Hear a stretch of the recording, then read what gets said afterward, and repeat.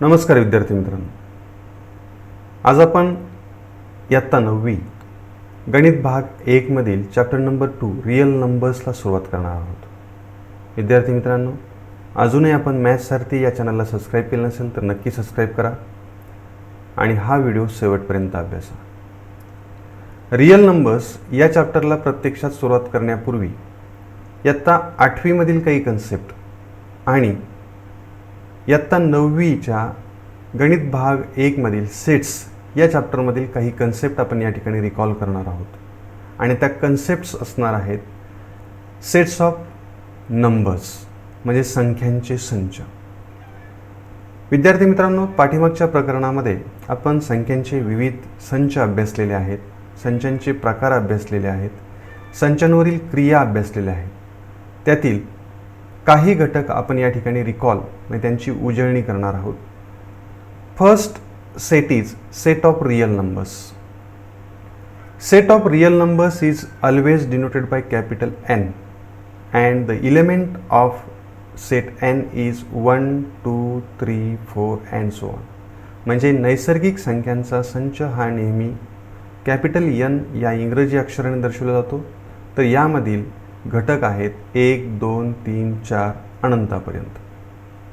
दुसरा संच आपण अभ्यासला होता तो संच म्हणजे W, set of whole numbers, ज्याला मराठीमध्ये पूर्ण संख्या असं म्हटलं जातं. And elements of this set are 0, 1, 2, 3, 4 and so on. Set of whole numbers is always denoted by capital W. म्हणजे पूर्ण संख्यांचा संच जो आहे तो संच नेहमी W या अक्षराने दर्शवला जातो. विद्यार्थी मित्रांनो, या ठिकाणी तुमच्या लक्षात असेल पहा, नॅचरल नंबरचा जो सेट असतो त्यातील प्रत्येक इलेमेंट हा होल नंबरमध्ये येतो. म्हणून या ठिकाणी आपण असं म्हणू शकतो set N is subset of W. म्हणजे संच N हा W या संचाचा उपसंच आहे. त्यानंतर तिसरा संच आपण पाहिला होता set of integers. It is always denoted by capital I. म्हणजे पूर्णांक संख्यांचा संच हा I या अक्षराने दर्शवला जातो. यामधील घटक आहेत जे W मध्ये आलेले सगळे घटक आहेत. W या संचामध्ये म्हणजे पूर्ण संख्या संचातले सर्व घटक हे इंटिजर्स म्हणजे पूर्णांक संख्या संचामध्ये येतात. मात्र यामध्ये जास्तीचे घटक जे दिसत आहेत ते म्हणजे नैसर्गिक संख्यांच्या विरुद्ध संख्या या ठिकाणी दिसत आहेत. Opposite numbers of natural numbers -1, -2, -3 up to infinity. म्हणून या ठिकाणी आपल्याला असं म्हणता येईल की संच N आणि संच W मधील सर्व घटक हे इंटिजर्स या सेटमध्ये आहेत. म्हणजे संच N आणि संच W these are the subsets of set I. म्हणजे N आणि W हे I या संचाचे उपसंच आहेत. त्यानंतर पुढचा एक संच आपण पाहिला होता तो म्हणजे सेट ऑफ रॅशनल नंबर्स, ज्याला मराठीमध्ये म्हटलं जातं परिमेय संख्यांचा संच. विद्यार्थी मित्रांनो, या ठिकाणी परिमेय संख्यांची डेफिनेशन दिलेली आहे. The numbers which are represented in the form of P upon Q.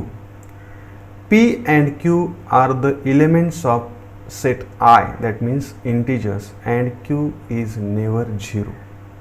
म्हणजे ज्या संख्या P छेद Q या स्वरूपात मांडता येतात मात्र त्याचा अंश आणि छेद म्हणजे P आणि Q हे जर पूर्णांक संख्या संचाचे घटक असतील म्हणजे these are the elements of set I, that means integers, आणि Q हा कधीही शून्य नसेल तर त्या संख्येला मराठीमध्ये परिमेय संख्या किंवा इंग्रजीमध्ये रॅशनल नंबर असं म्हटलं जातं. विद्यार्थी मित्रांनो, नैसर्गिक संख्या, पूर्ण संख्या आणि पूर्णांक संख्या ह्या परिमेय संख्या असतातच. These are natural numbers. म्हणजे यातील सर्वच्या सर्व घटक Q या संचामध्ये येणार आहेतच. म्हणून याही ठिकाणी आपण असं म्हणू शकतो set N, set W and set I, these are the subsets of set Q. म्हणजे ते संच Qचे उपसंच आहेत असं आपल्याला म्हणता येईल. त्यानंतर पुढचा एक संच आपण पाहणार आहोत तो म्हणजे सेट ऑफ रियल नंबर्स, म्हणजे वास्तव संख्यांचा संच. It is always denoted by capital R. या सर्व सेटमधील नंबर्स किंवा इलेमेंट्स म्हणजे set N, set W, set I, set Q यामधील सर्वचे सर्व इलेमेंट हे सेट ऑफ रियल नंबर्समध्ये येतात, म्हणजे ते वास्तव संख्या संचाचे घटक असतात. या व्यतिरिक्त आणखी एक संख्यांचा प्रकार आहे तो म्हणजे इरॅशनल नंबर, ज्याला मराठीमध्ये आपण अपरिमेय संख्या असं म्हणतो. त्या अपरिमेय संख्यांचाही समावेश या सेट ऑफ रियल नंबर्समध्ये होतो. म्हणजे आपण याचं वर्णन असं करू शकतो, union of all the elements of set N, set W, set I, set Q and set of irrational numbers is the set of real numbers. म्हणजे तो नैसर्गिक संख्या, पूर्ण संख्या, पूर्णांक संख्या, परिमेय संख्या आणि अपरिमेय संख्या यांच्या संयोग संचाला वास्तव संख्या संच असं आपल्याला म्हणता येऊ शकतं. मग या ठिकाणी आपण क्रमाक्रमाने असं म्हणू शकतो, सबसेट रिलेशन आपण उपसंच संबंध या ठिकाणी लिहू शकतो. N is a subset of W, W is a subset of I, I is a subset of Q and Q is a subset of R.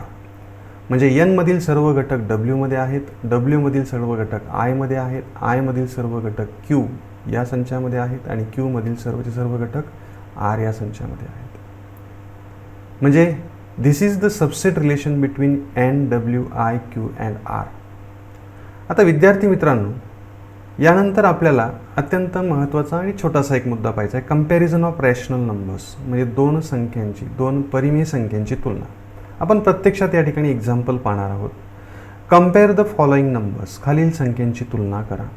आणि यामध्ये पहिलं जे एक्झाम्पल आहे ते एक्झाम्पल आपण दोन रॅशनल नंबर्स या ठिकाणी घेणार आहोत, ज्यांचं कंपॅरिझन आपल्याला या ठिकाणी करायचं आहे.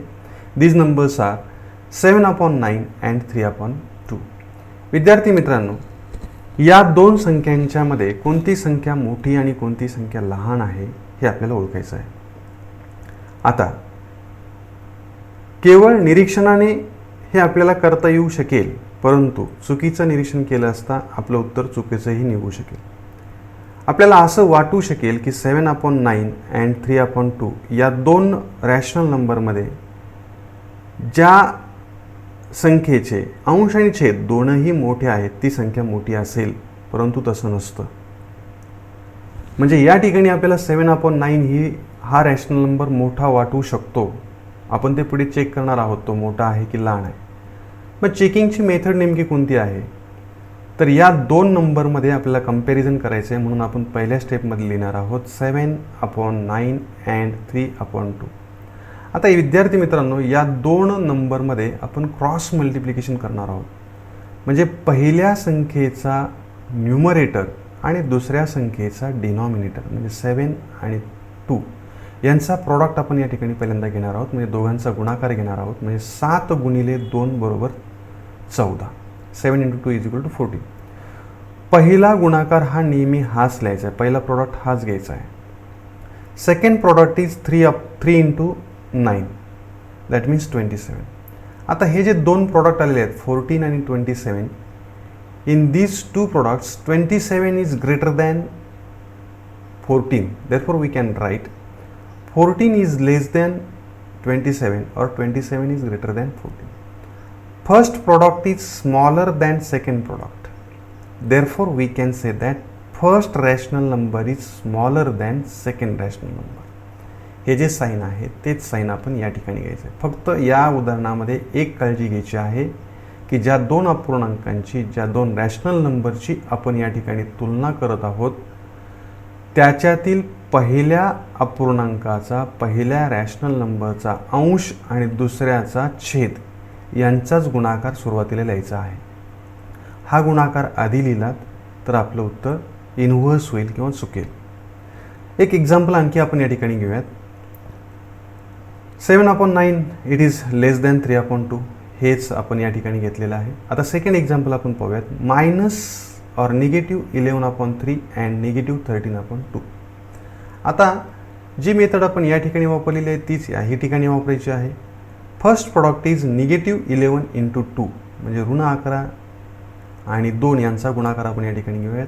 Product is -22. Second product is 3 into -13, that means answer is -39. विद्यार्थी मित्रांनो, या ठिकाणी सांगण्याचा प्रयत्न करा, ऋण 22 आणि ऋण 39 यांची तुलना केली असता कोणती संख्या मोठी किंवा कोणती संख्या लहान आहे, या ठिकाणी थोडी काळजी घेणं गरजेचं आहे.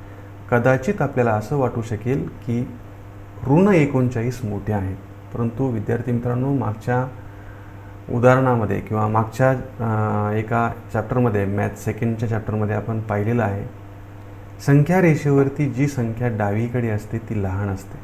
आणि तुम्ही जर कल्पना केली तर ऋण 39 हे संख्या रेषेवरती ऋण 22च्या डावीकडे असतील, म्हणजे ही संख्या लहान आहे. Therefore we can write -22 is greater than -39.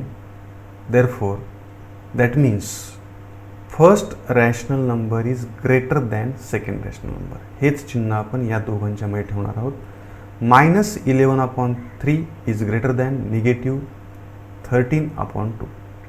हे सिंपल एक्झाम्पल आपल्याला एखाद्या मार्कासाठी किंवा ॲक्टिव्हिटीसाठी आपल्याला येऊ शकतं.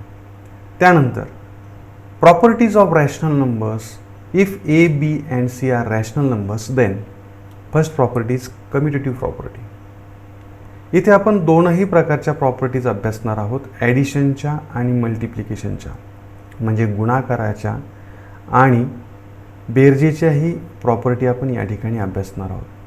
पहिल्यांदा बेरजेची प्रॉपर्टी आहे, ज्याला कम्युटेटिव्ह प्रॉपर्टी असं म्हटलेलं आहे. A + B = B + A. म्हणजे सपोज आपण 3+4 केलं किंवा 4+3 केलं तर त्या उत्तरामध्ये फरक पडणार नाही, म्हणजे या ठिकाणी आपल्या क्रमाला महत्त्व नाही. Similarly in the multiplication A × B = B × A. इथेही क्रमाला महत्त्व नाही. या प्रॉपर्टीला म्हटलं जातं commutative property. Second property associative property.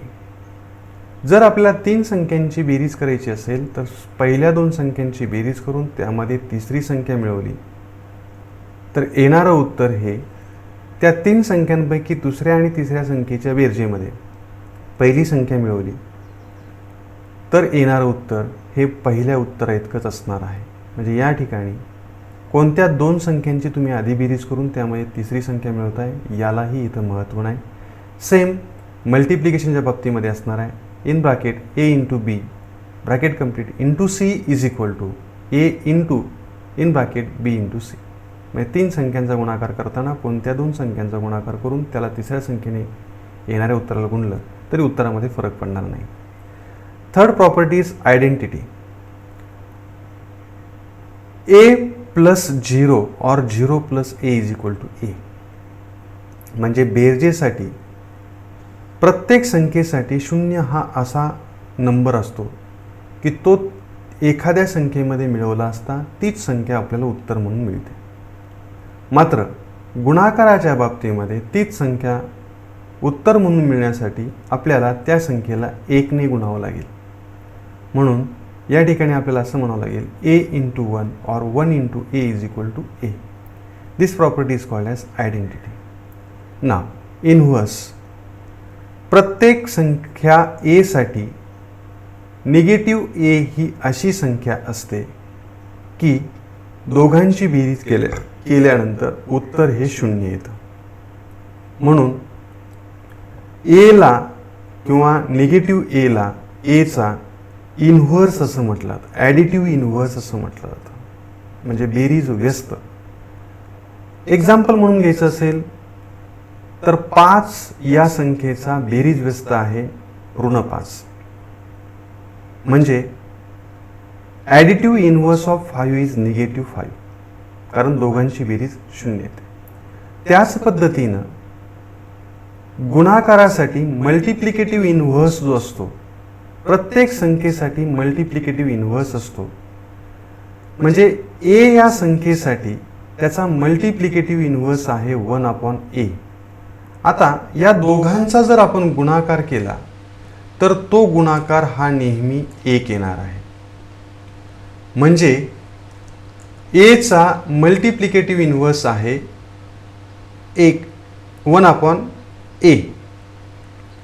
For example जर आपल्याला पाहायचं असेल तर 5चा मल्टिप्लिकेटिव्ह इन्व्हर्स आहे 1/5. 3/9चा मल्टिप्लिकेटिव्ह इन्व्हर्स असेल 9/3. म्हणजे या ठिकाणी तो जो रॅशनल नंबर आहे तो इन्व्हर्स होतो, त्याच्यावरती इन्व्हर्टेंडो. आपण पुढे काही ऑपरेशन्स पाहणार आहोत ना इयत्ता 9वीमध्ये, त्यामध्ये हे ऑपरेशन येणार आहे. These are the properties of rational numbers. म्हणजे या रॅशनल नंबरच्या काही प्रॉपर्टीज आहेत. आता पुढचा मुद्दा आहे decimal form of rational numbers, म्हणजेच परिमेय संख्येचं दशांश रूप. परिमेय संख्याचं दशांश रूप हे 2 प्रकारचं असतं विद्यार्थी मित्रांनो. त्यातलं एक आहे टर्मिनेटिंग, ज्याला मराठीमध्ये खंडित असं म्हटलं जातं. म्हणजे त्यातील संख्या किंवा अंक हे संपणारे असतात. परंतु दुसरा एक प्रकार डेसिमल फॉर्मचा रॅशनल नंबरचा आहे तो म्हणजे नॉन टर्मिनेटिंग. ते कधीही संपत नाही, परंतु त्या संख्येमध्ये एखादा अंक किंवा अंकांचा गट हा पुन्हा पुन्हा येतो, त्याची पुनरावृत्ती होते. म्हणून त्या प्रकारच्या दशांश रूपाला इंग्रजीमध्ये म्हटलं जातं नॉन टर्मिनेटिंग रिकरिंग टाईप. म्हणजे मराठीमध्ये त्याला म्हटलं जाईल अखंडित आवर्ती रूप. आवर्ती म्हणजे पुन्हा पुन्हा येणार. आणि इरॅशनल नंबर जे असतात त्यांचं दशांश रूप हे नॉन टर्मिनेटिंग असतं, मात्र नॉट रिकरिंग असतं. म्हणजे त्याच्यामध्ये तो दशांश अपूर्णांक हा न संपणारा, परंतु त्याच्यामध्ये विशिष्ट अंक किंवा अंकांचा गट हा ठराविक आवर्तनानंतर रिपीट होत नाही, त्याची आवर्तनं येत नाही. म्हणजे रॅशनल नंबरचा डेसिमल फॉर्म हा 2 प्रकारचा असतो. तो एकतर टर्मिनेटिंग असतो, खंडित स्वरूपाचा असतो, किंवा नॉन टर्मिनेटिंग नॉट रिकरिंग असतो, किंवा नॉन टर्मिनेटिंग रिकरिंग असतो. म्हणजे अखंडित परंतु आवर्ती असतो. आता टर्मिनेटिंग टाईपची काही उदाहरणं आपण पाहूयात, म्हणजे खंडित स्वरूपाची उदाहरणे पाहूयात. 2/5ला जर आपण डेसिमल फॉर्ममध्ये कन्वर्ट केलं तर त्याचं फॉर्म असणार आहे 0.4. हा संपणार आहे, therefore it is a terminating type. Second example is -7/64 and the decimal form of that number is -0.109375. या ठिकाणी हा नंबर खंडित झाला, संपला, म्हणून याला म्हटलं जातं terminating type of decimal form. आता नॉन टर्मिनेटिंग कोणते आहेत? नॉन टर्मिनेटिंग आणि रिकरिंग टाईप. एक एक्झाम्पल आपण पाहूया. 17/36 is equal to 0.472222 and so. विद्यार्थी मित्रांनो, या दशांश रूपाला जर आपण पाहिलं तर या संख्येमध्ये 2 2 2 2 हा जो अंक आहे तो पुढे अनंतापर्यंत त्याचं आवर्तन होणार आहे, तो रिपीट होणार आहे. आणि 2 हा एकमेव अंक या ठिकाणी रिपीट होतो. म्हणून हा दशांश स्वरूपातील नंबर लिहिण्यासाठी एक वेगळी पद्धत वापरली जाते, 0.47. जो नंबर किंवा जो डिजिट किंवा जो ग्रुप ऑफ डिजिट रिपीट होतो त्याच्या डोक्यावरती बार किंवा डॉट दिला जातो. म्हणून याचं वाचन करताना 0.472 बार असं वाचन केलं जातं. याचा अर्थ असा, ज्या अंकाच्या किंवा अंकाच्या गटाच्या डोक्यावरती बार असतो ते अंक त्या दशांश रूपामध्ये अनंत वेळा रिपीट झालेला आहे, त्याचा अर्थ घ्यावा लागतो किंवा त्याचा अर्थ निघतो. म्हणजे हा डेसिमल फॉर्म जो आहे तो नॉन टर्मिनेटिंग रिकरिंग टाईपचा आहे. Another example 33/27 is equal to 1.26923076923007. विद्यार्थी मित्रांनो, या ठिकाणी जर तुम्ही पाहिलं तर या ठिकाणी तुमच्या असं लक्षात येईल की 69 म्हणजे 692307 692307 हे जे अंक आहेत 1 2 3 4 5 आणि 6, या 6 अंकांचा गट 2 सोडून हा रिपीट होतोय आणि तो वारंवार पुन्हा पुन्हा येणार आहे. म्हणून हा आपण लिहिताना 1.2 हा रिपीट नाही झालेला ठराविक आवर्तनानंतर. या गटामध्ये तो आहे, परंतु हा 2 प्रत्येक वेळी रिपीट झालेला नाही, म्हणून त्याच्या डोक्यावरती बार दिलेला नाही. 692307 it is a group of digits which repeats infinite number of times in that decimal form, म्हणून त्याच्या डोक्यावरती आपण बार दिलेला आहे. म्हणजे हाही नॉन टर्मिनेटिंग रिकरिंग टाईपचा डेसिमल फॉर्म आहे. आता विद्यार्थी मित्रांनो, या सगळ्या बाबींवरती आधारित आपल्याला एक प्रॅक्टिस सेट जो अतिशय सोपा आहे, त्यातील सर्व उदाहरण मी सोडून घेणार नाही, सरावासाठी तुम्ही घरी काही सोडवायचे आहेत, तो आपण सुरुवात करूयात. Practice set 2.1. विद्यार्थी मित्रांनो, या प्रॅक्टिस सेटमध्ये 2 प्रश्न आहेत, पहिला आणि दुसरा. दोनही प्रश्न हे सेम आहेत, म्हणून मी त्यातील काही नमुने दाखल फक्त 2 उदाहरणे या ठिकाणी सोडून घेणार आहे.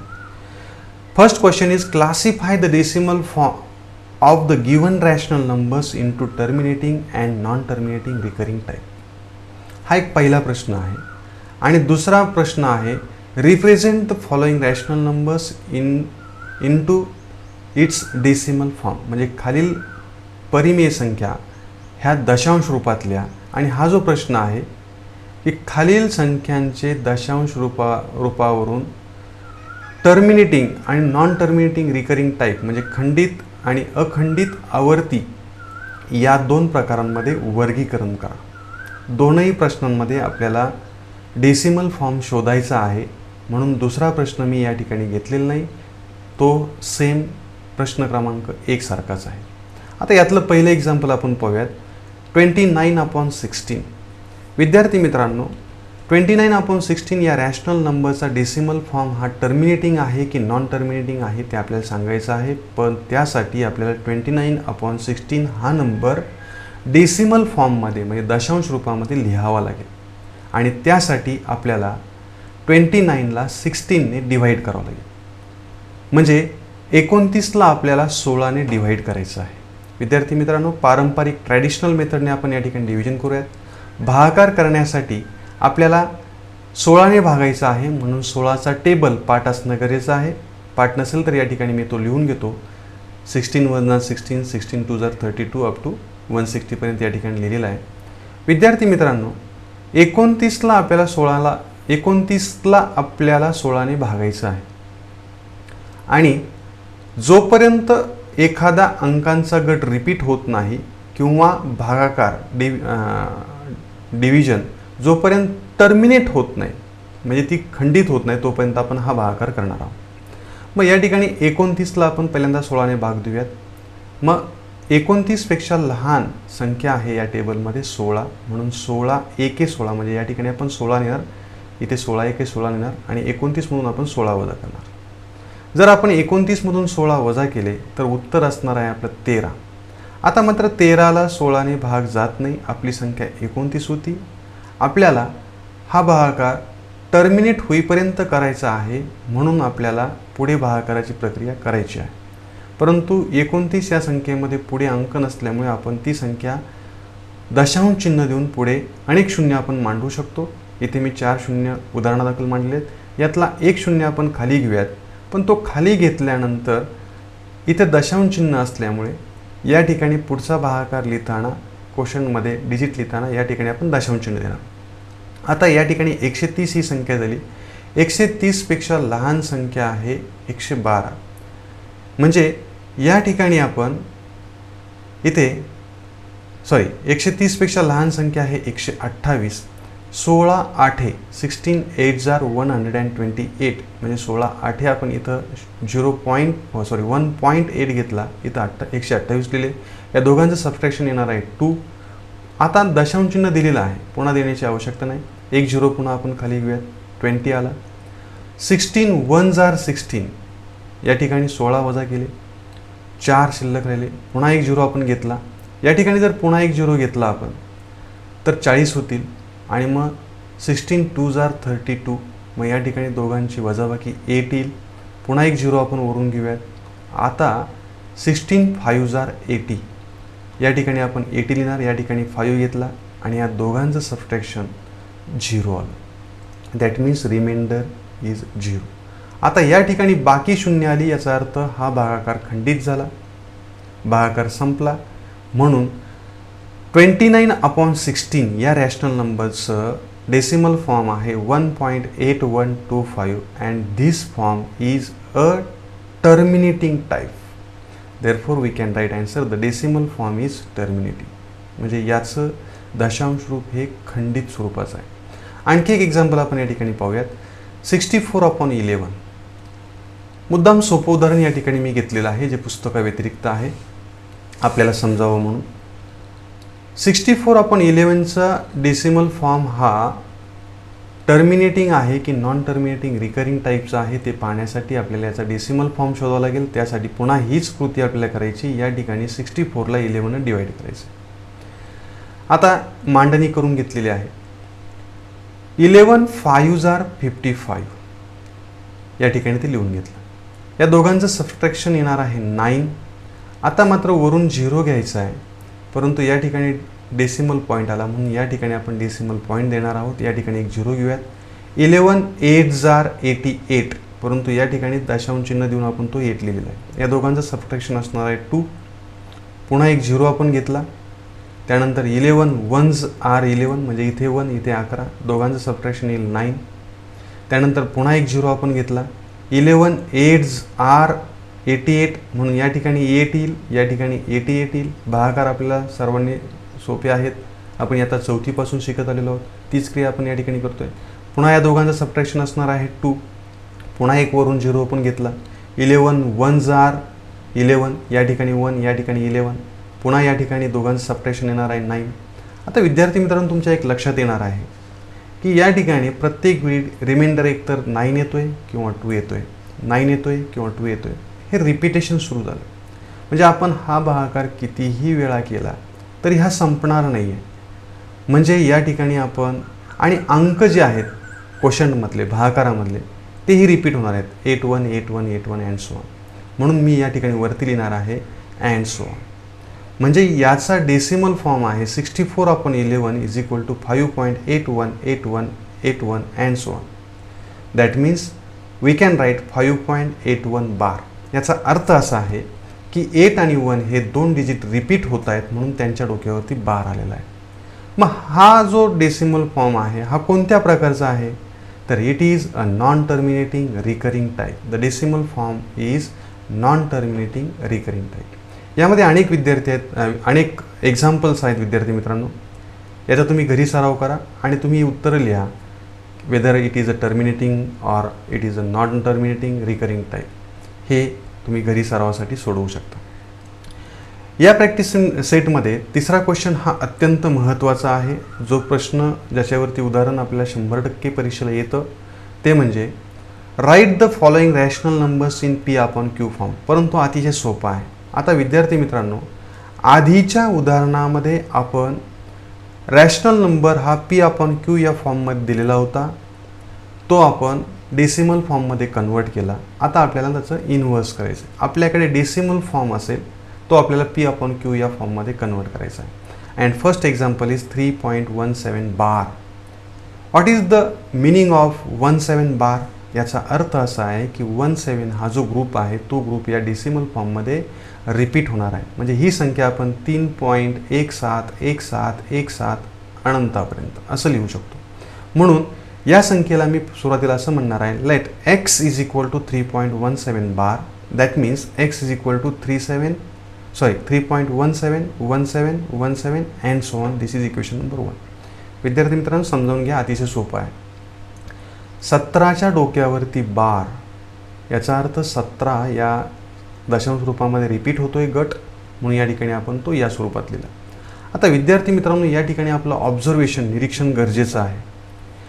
या दशांश रूपामध्ये किती अंकांचा गट रिपीट होतो आहे तर 2 अंकांचा गट रिपीट होतो आहे. म्हणून या समीकरणाला आपण एका संख्येने गुणणार आहोत आणि ती संख्या असणार आहे ज्या किती अंकांचा गट रिपीट होतोय तर 2 अंकांचा. म्हणून आपण एकावरती 2 शून्य ठेवणार आहोत. आपली संख्या तयार होईल 100. म्हणून आपण या इक्वेशनला 100ने गुणणार आहोत. 100ने का गुणायचं आहे? एकावरती 2 शून्य का ठेवलेत? कारण या ठिकाणी 2 अंक रिपीट होत आहेत म्हणून 1 वरती आपण उजवीकडे 2 शून्य ठेवलेले आहेत, कारण 2 अंक रिपीट झालेले आहेत. 100 ही संख्या तयार झाली, म्हणून 100ने या समीकरणाला आपण गुणणार आहोत. म्हणून या ठिकाणी सूचना आहे multiplying both sides by 100 into in bracket x is equal to 3.171717 and so on. आता विद्यार्थी मित्रांनो, या 100ने जर आपण या समीकरणाला गुणलं तर 100 गुणिले x म्हणजे 100x, आणि जेव्हा आपण 100ने या 3.171717ला मल्टिप्लाय करू त्यावेळेस दशांश चिन्ह 2 घरं हे उजवीकडे सरकणार आहे. म्हणजे या ठिकाणी आपल्याला उत्तर मिळेल 317.1717 आणि पुन्हा इथे एक मी 17 वाढवला. तुम्ही म्हणाल सर या ठिकाणी तर 3च ग्रुप दिसत होते 17चे, या ठिकाणी मात्र 4 कसे आले? तर आपण इथे अँड सो ऑन घेतलेला आहे, याचा अर्थ ते पुढे रिपीट होत आहेत, म्हणून मी आणखी एक ग्रुप या ठिकाणी मांडलेला आहे. म्हणजे ही स्टेप अतिशय महत्त्वाची गुणाकाराची. आता विद्यार्थी मित्रांनो, समीकरण नंबर 2 मधून समीकरण नंबर 1 वजा करायचं आहे. Subtracting equation 1 from equation 2 we can write, डाव्या बाजूतून डावी बाजू वजा करा. 100x वजा x बरोबर या समीकरणाची डावी बाजू आहे 317.171717 अँड सो ऑन, मायनस समीकरण नंबर 1 ची डावी बाजू आहे 3.171717 अँड सो ऑन. या दोघांचं सबट्रॅक्शन येणार आहे 99x. आता या दोघांचं सबट्रॅक्शन पहा, हे दशांश रूप आहे आणि दशांश रूप हे 2 भागांनी बनलेलं असतं, एक पूर्णांकी भाग आणि एक अपूर्णांकी भाग. 2 अपूर्णांकांचा डेसिमल फॉर्ममधील अपूर्णांकांची वजाबाकी करताना पूर्णांकी भागातून पूर्णांकी भाग वजा करा, अपूर्णांकी भागातून अपूर्णांकी भाग वजा करा. विद्यार्थी मित्रांनो, या ठिकाणी दोघांचेही अपूर्णांकी भाग समान असल्यामुळे ते कॅन्सल होतील दोघांची वजाबाकी होऊन. मात्र पूर्णांकी भाग 317 मधून याचा पूर्णांकी भाग 3 वजा केला तर आपल्याला उत्तर मिळणार आहे 314. म्हणून या ठिकाणी आपला आन्सर असणार आहे 99x is equal to 314. Transfer 99 to right hand side, we get x is equal to 314 upon 99. This is the P upon Q form of 3.17 bar. Therefore, we can write 3.17 bar is equal to 314 upon 99. म्हणजे हे झालं या संख्येचं P छेद Q या स्वरूपातलं उत्तर. आणखी एक example आपण पाहूयात. 2.514 बार या संख्येला सुरुवातीला आपल्याला x मानायचं आहे. Therefore let x is equal to 2.514 bar. 514 याच्या डोक्यावरती बार आहे, याचा अर्थ 3 अंकांचा गट या ठिकाणी रिपीट झालेला आहे, म्हणून ही संख्या आपण अशी म्हणू शकतो x is equal to 2.514 514 514 and so on. Suppose this equation 1. विद्यार्थी मित्रांनो, इथे निरीक्षण करा आणि सांगा किती अंक रिपीट झालेले आहेत. अगदी बरोबर 3. मग एकावरती आपल्याला किती शून्य ठेवावे लागतील? तर 3. संख्या तयार होईल 1000, दॅट मीन्स 1000. म्हणून आपण समीकरण नंबर 1 ला 1000 म्हणजे 1000 ने मल्टिप्लाय करणार आहोत. Therefore multiplying both sides bye 1000. मग या समीकरणाला आपण 1000 ने मल्टिप्लाय करूया. 1000 into x is equal to 2.514 514 514 and so on. 1000 into x is equal to 1000x. आणि जेव्हा आपण या 1000ने या संख्येला गुणू तेव्हा याच्यावरती 3 शून्य असल्यामुळे हे दशांश चिन्ह 3 घरे इकडे सरकेल. म्हणजे या ठिकाणी आपल्याला गुणाकार मिळणार आहे 1000x is equal to 2514.514 and so on. म्हणजे विद्यार्थी मित्रांनो, या प्रकारच्या एक्झाम्पलमध्ये आपल्याला अशा संख्येने गुणायचं असतं की त्या संख्येने गुणल्यानंतर रिपीट होणाऱ्या अंकाचा एक गट हा त्या संख्येच्या दशांश चिन्हाच्या लेफ्ट हँड साईडला येईल. अशा रीतीने आपल्याला ती संख्या निवडायची असते. अतिशय सोपं आहे, सरावने तुम्हाला सोपं जाणार. आणि नेक्स्ट स्टेप आहे subtracting equation 1 from equation 2. Now 1000x minus x is equal to 2514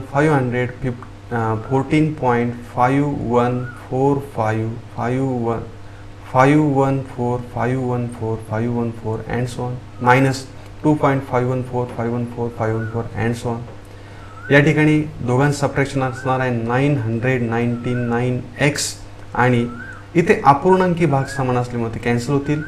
2514 या पूर्णांकी भागातून इकडचा पूर्णांकी भाग 2 वजा केला तर या दोघांची वजाबाकी असणार आहे 2512. 999 पक्षांतरित करा. उत्तर येणार आहे x is equal to 2512 divided by 999. म्हणजे या संख्येचा डेसिमल फॉर्म आपल्याला या ठिकाणी मिळालेला आहे. Therefore we can write 2.514 bar is equal to 2512 divided by 999. यामध्ये आणखी 2 एक्झाम्पल आहेत, तेही तुम्ही सराव म्हणून घरी सोडवा. विद्यार्थी मित्रांनो, हा टॉपिक, हा प्रॅक्टिस सेट अतिशय सोपा होता. तरी देखील काही उदाहरणांमध्ये तुम्हाला अडचण आली तर कॉमेंट बॉक्समध्ये कॉमेंट जरूर करा. चॅनलला सबस्क्राईब करा. हा व्हिडिओ आवडला असल्यास लाईक करा, मित्रांना शेअर करा. काळजी घ्या. धन्यवाद.